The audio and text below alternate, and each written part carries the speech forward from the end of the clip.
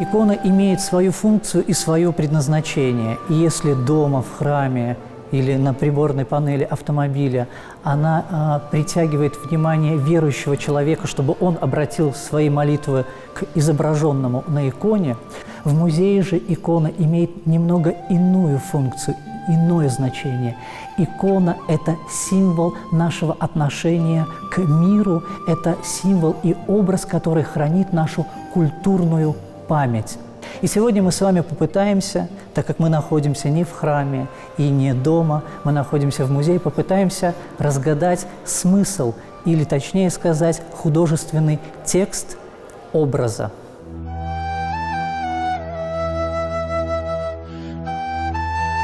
Само слово «икона» греческого происхождения, и переводится оно с греческого как «образ» или «изображение». Собственно говоря, белорусское слово «образ» – это дословный перевод греческого слова «эйкон» – изображение, образ. Греческое слово «икона» пришло на наши земли, на наши территории и в наш лексикон вместе с принятием христианства, как и множество других слов греческого происхождения, которыми мы пользуемся каждый день и даже не подозреваем, что это не наше, не исконно белорусское слово. Акробат, уксус, кит, краб, корабль. И этих слов множество в нашем лексиконе, которые имеют греческие корни. Греческое слово «икона», как и многие греческие слова, и многие греческие термины, к нам пришли во времена принятия христианства князем Владимиром в 988 году. Первые храмы из плинфы по образцу греческих храмов, так называемые крестово-купольные храмы, стали строиться именно тогда, когда нужно было собираться уже христианам, а не язычникам. И собираться нужно было не в поле или капище у идола, а нужно было собраться в специальном здании, храме, соборе, который нужно было как-то построить. И мы взяли на вооружение архитектурные особенности византийские. И такие примеры, как Борисоглебская Гродненская церковь или Спасо-Преображенский храм. Собственно, когда были воздвигнуты храмы, нужно было подумать, а как же их украшать, как их декорировать. И на помощь, естественно, призвали греческих мастеров, точнее, их опыт. И они поделились с нами, с местными мастерами о том, как нужно, в каком месте, на какой стене, западной или восточной, разместить тот или иной сюжет. И это называется каноном росписей храма. Когда храм был завершен, расписан, нужно было подумать, а как же его наполнить звуками. И пение тоже мы позаимствовали у византийцев, у греков. Этот песенный строй, песенный лад пришел на наши земли, и до сих пор его можно услышать в храмах во время богослужения. Росписи, песнопения. Нужно было еще иметь и тексты, которые мы будем исполнять в храме. Для этого нужно было принести на территорию Беларуси книги. Их в буквальном смысле слова приносили с других земель. И книги были на греческом языке. И тут нужна была помощь уже ученых, специалистов, лингвистов. Мы не привыкли обращаться к имени Кириллу и Мефодия именно с таким определением, как лингвисты, но они действительно разбирались в греческом языке и поэтому помогли славянам перевести греческие тексты на славянский язык. Собственно говоря, они же и ввели славянскую азбуку. И, конечно же, одной из доминантей убранства храма являлась икона. И для того, чтобы ее создать, также потребовался опыт греческих мастеров, греческих иконописцев, которые прибыли на наши земли, которые привезли образцы, иконописные образцы, глядя на которые местные мастера могли создавать уже местную икону со своим особым колоритом, но основываясь на византийском иконописном греческом каноне. Переходя к языку иконы, мы должны с вами определить, а что же делает для нас икону Божьей Матери узнаваемых на всех изображениях. Как правило, это женщина с младенцем на руках. И действительно, Мария чаще всего на иконах представлена с младенцем Иисусом Христом на своих руках. Вторая особенность всех икон Божьей Матери – это специфическое облачение. определенная линия покроя, определенные нюансы декора также нам говорят, что это изображение именно Марии. Еще отмечают особый взгляд Богородицы. И действительно, если посмотреть на глаза Божьей Матери, то мы почувствуем некую тоску, некоторую печаль и некоторую отчасти настороженность. Ее взгляд говорит нам о том, что Иисус Христос, младенец, которого она держит на руках, знает о своем предназначении, о своем финале жизни, о своей крестной смерти. И мать тоже знает об этом. И как любая мать, она действительно переживает, она действительно скорбит об этом. Но при этом она не закрывает Христа от мира, она его отдает, она его несет на своих руках, на своих объятиях, зная, что это выбор ее Сына, это выбор Бога быть распятым за грехи людей. Конечно, на иконе Богородицы присутствуют также и надписи, которые нам могут сказать, что это за икона или как она называется. Кроме надписи присутствуют различные атрибуты. Это может быть цветок в руке у Спасителя, или, как чаще мы можем встретить, это свиток в руках у младенца Христа. Все перечисленные элементы на иконе Богородицы имеют то или иное значение, и уж тем более определенное происхождение, культурное происхождение. И давайте попробуем проследить, откуда же на наших белорусских иконах встречаются византийские, встречаются восточные элементы костюма.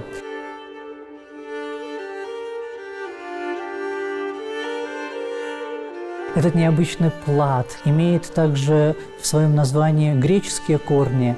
Называется он мафорий. Если приглядеться на мафорий, на икону Богородицы, то мы увидим декоративный кант, обрамляющий край этого мафория. Так вот, один край мафория всегда уходит за плечо Богородицы. И здесь мы понимаем, что действительно само название «омосферо», «мафорий», то, что носится на плечах, соответствует покрою и соответствует образу ношения этого самого мафория. И этот цвет необычен для византийской культуры, да, собственно, и для нашей культуры. Красный либо багряный цвет – это всегда цвет-маркер.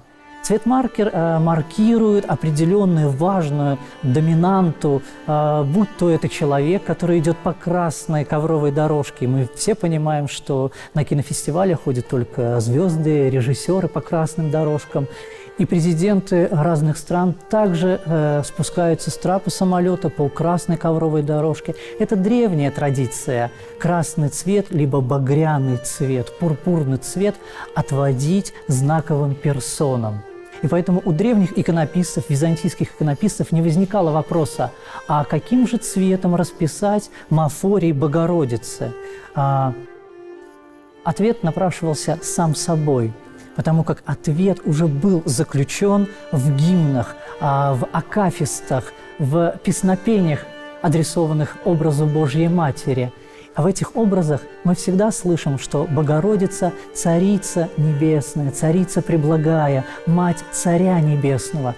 И для того, чтобы подчеркнуть ее, так скажем, царский статус среди всех женщин, населяющих землю, ее нужно было выделить именно царским цветом, именно пурпурным цветом, который до сих пор сохраняется на всех иконах по канону, по правилу иконописному. Пурпурный цвет соответствует статусу Божьей Матери.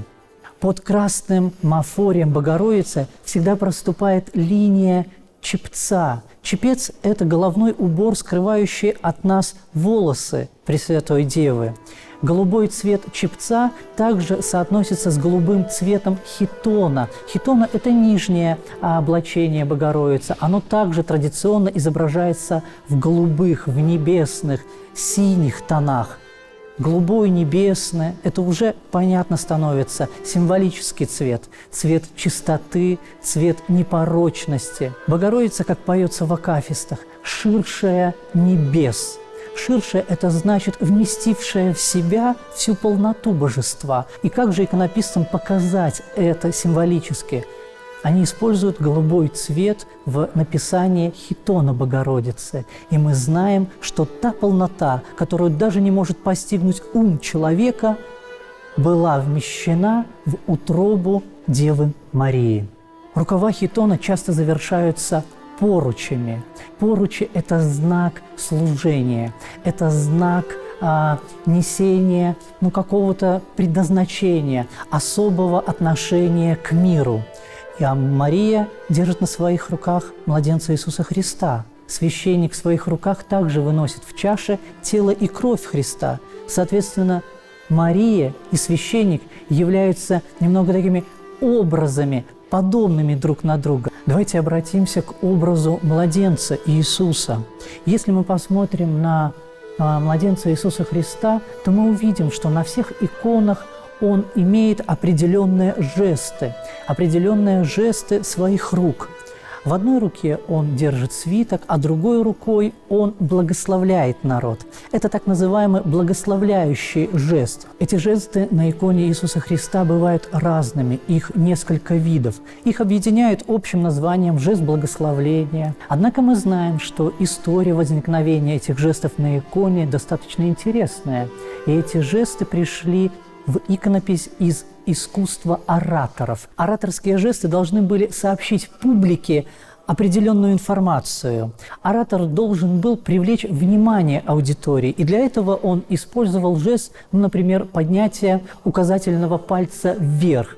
Это что-то наподобие того, как нас учили в школе тянуть руку, только мы ее прижимали и старались держать ровно, под углом. На античных форумах все происходило более демократично, и выбрасывался вверх палец. Это значило, что у человека есть идея, ему есть что сказать.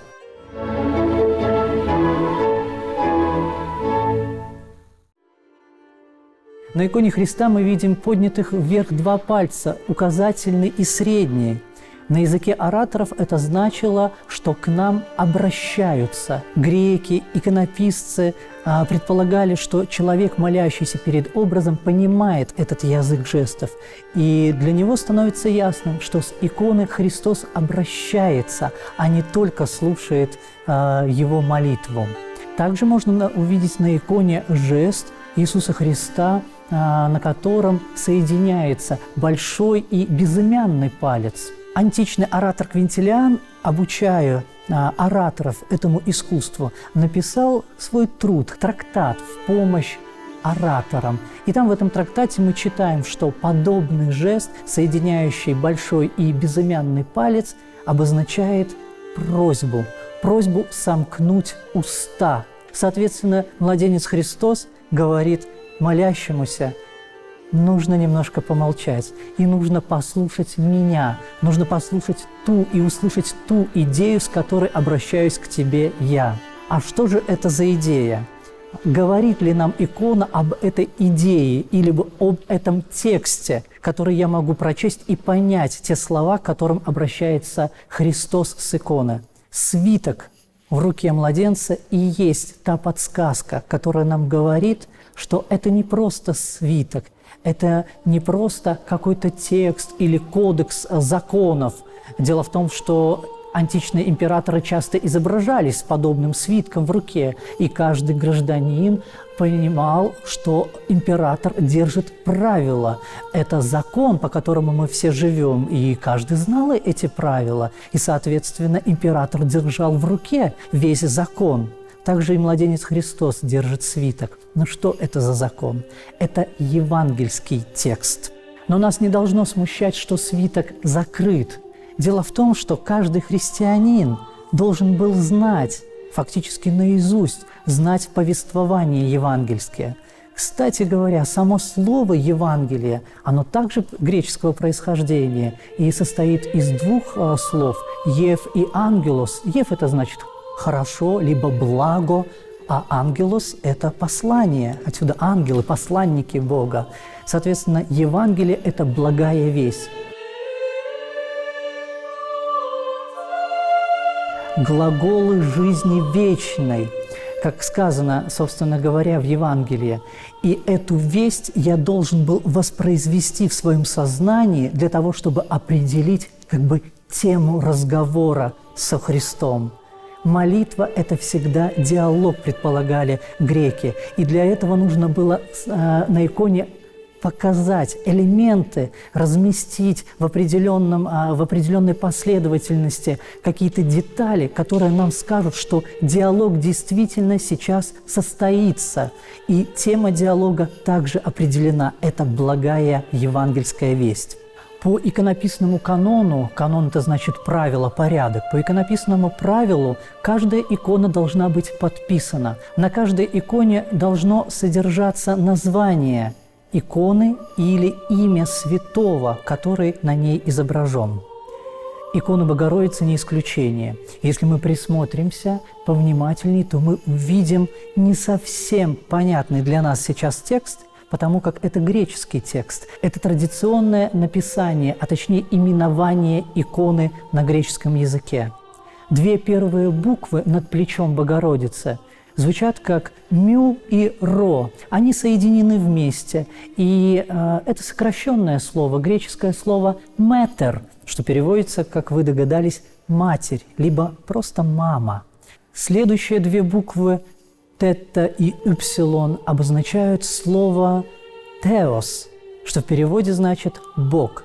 Соответственно, нам подписано, что икона Матери Божьей «метер теос». А почему же такое сокращение часто используется на иконе? Иконописцы дорожили пространством и экономили краску. Поэтому часто встречающиеся слова в Священном Писании, на иконах всегда имели сокращение. А Матерь Божия, как мы понимаем, встречается достаточно часто и упоминается достаточно часто в любых рукописях и на иконах. Над младенцем Христом также есть именование. Это буквы ИС и ХС. ИС сокращенно обозначают Иисус, ХС – Христос. Это значит, что перед нами изображен Иисус Христос, Сын Божий, помазанник. Но кроме этих обозначений в образе Христа есть еще необычное, совсем, но нам незнакомое написание свойств Бога. Если мы присмотримся к нимбу Иисуса Христа, мы увидим, что нимб имеет определенную внутреннюю композицию. Это такая крестообразная форма, его называют крещатым нимб, а внутри нимба вписан якобы крест. Крест – символ распятия, но для христианина это крест – символ спасения. И в этом кресте мы также видим текст. Это греческий текст, состоящий из 3 букв. Если соединить эти 3 буквы в одно слово «омикрон», «омега» и «ню», то мы прочтем его как «гоон». «Гоон» – это античный термин, точнее, термин античных философов. И переводится на русский язык он как «сущий». «Гоон» – это «сущий». Древние греческие философы пытались разобраться, что является сущим всего бытия, что определяет энергию жизни, что определяет ход развития жизни. Каждый полагал по-своему, что же является источником жизни, но называли это гооном, называли это сущим. И христианские теологи, и иконописцы добавляют на иконе в нимбе Иисуса Христа. А нимб, мы также должны понимать, нимб – это слава божественная, исходящая из него, поэтому они часто пишутся золотым цветом, золотой краской. Это благодать, это и есть сущий. То есть перед нами вся идея мироздания, перед нами вся причина мироздания, он же Гоон. Соответственно, мы должны быть немного философами, чтобы понимать икону, подходя к ней, для того, чтобы разобраться, кто же на ней изображен. Икона – это текст, и отчасти это и философское разъяснение, философское понимание, кто такой Бог. В Евангелии мы можем сказать, что Христос – это Слово, Логос. Вначале было Слово, по-гречески слово переводится как Логос. Так вот, Логос – это идея. Логос по-гречески – это и есть Гоон, это и есть сущий. Для того, чтобы у нас не возникало вопросов, а кого же на руках держит Мария, нам подписано, что это Иисус, ее Сын, Христос, помазанник, и Он для всех философов, Он и есть Логос, Он и есть Гон, Он и есть Сущий.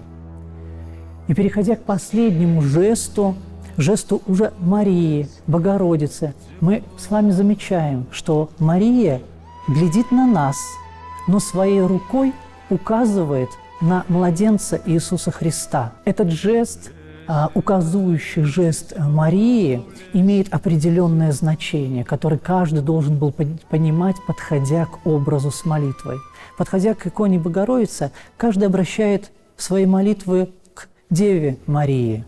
Но Дева Мария нам показывает, что давай обратим вместе свои молитвы к Иисусу Христу, к моему Сыну, к помазаннику, к Гоону, к Сущему, к Логосу. И этот жест, указывающий жест, направляет наше внимание именно на образ Иисуса Христа. А Христос нам говорит немножко помолчать, немножко послушать Его, у Него есть евангельский текст.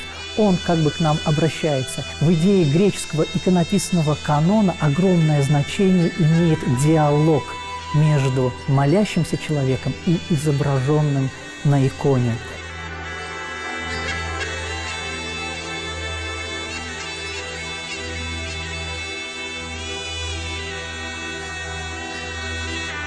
Такая икона в греческой традиции имела название «адигитрия».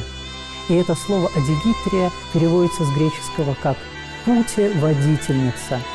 Одеон – это путь, гид, гитрос – это тот, кто ведет по пути. Соответственно, Богородица является адигитрией на пути к жизни вечной, к Спасителю. По замыслу иконописца икона всегда должна нам говорить что-то, она должна нам рассказывать, а мы, соответственно, должны уметь прочесть тот текст, который присутствует на иконе. И это не обязательно текст литературный, это не обязательно буквы и слова. Это семантически, как говорят эксперты, это текст знаков, текст символов. И чем больше мы знаем этот текст, тем интереснее нам становится и само произведение искусства, и тем более нам становится понятный смысл и содержание этого произведения. И для греков, для греческих иконописцев, для византийцев образ Божьей Матери Адигитрии был одним из излюбленных образов, потому как образ этот предполагал диалог между человеком, верующим, и теми, кто изображается на иконе. И в наших храмах, и, я думаю, у каждого в доме есть икона Богородицы. Если присмотреться, то, скорее всего, это будет образ Божьей Матери Адигитрии, указывающий путь ко Христу. Собственно, Ефросинья Полоцкая еще в XII веке возжелала, чтобы на территории монастыря находился греческий образ Божьей Матери, именно Адигитрии. И она обратилась к византийскому императору с просьбой, чтобы местные мастера создали копию Божьей Матери Адигитрии иконы и прислали ее вместе с послами в город Полоцк. Почему именно в Константинополь обратилась Ефросинья Полоцкая? Дело в том, что в Константинополе существовал монастырь Одегон, в котором хранилась чудотворная икона Божьей Матери Адигитрии. И с этой иконой Божьей Матери каждый вторник происходили чудеса. Она была неподъемная, она была написана на камне, прикреплена к камню, и ее не каждый мог сдвинуть с места. И только ребятам из определенной семьи, мужчинам, которые подходили и пробовали как бы свои духовные силы каждый вторник к этой иконе, она одному из парней давалась в руки, и этот человек целый день обносил ее по рыночной площади, вокруг рыночной площади, которая находилась вблизь стен монастыря Одегон. И для всех это было великое чудо. Ефросинья Полоцкая, когда получила такой дорогой подарок в свой храм, в город Полоцк, установила каждую неделю совершать акафисты перед образом иконы Божьей Матери Адигитрии. И совершать эти акафисты ни в какой попало день, а именно во вторник. Тем самым показав, что культурные связи, духовные связи между нашей землей и Византией, Константинополем очень тесные, очень богатые. И мы до сих пор можем увидеть в храме Ефросиньевского монастыря список с иконы Эфеско-Корсунской Божией Матери Адигитрии, перед которой служатся акафисты по вторникам в знак этой глубокой и крепкой памяти о наших духовных корнях с Византией. Подобные образы иконы Божией Матери Адигитрии можно встретить не только в храме, не только дома, но и в постоянной экспозиции Национального художественного музея Республики Беларусь. И это иконы 15, 16, 17 столетий, которые хранят для нас уникальную информацию в своем живописном тексте, который будет интересен и полезен каждому, кто считает себя причастным к белорусской культуре.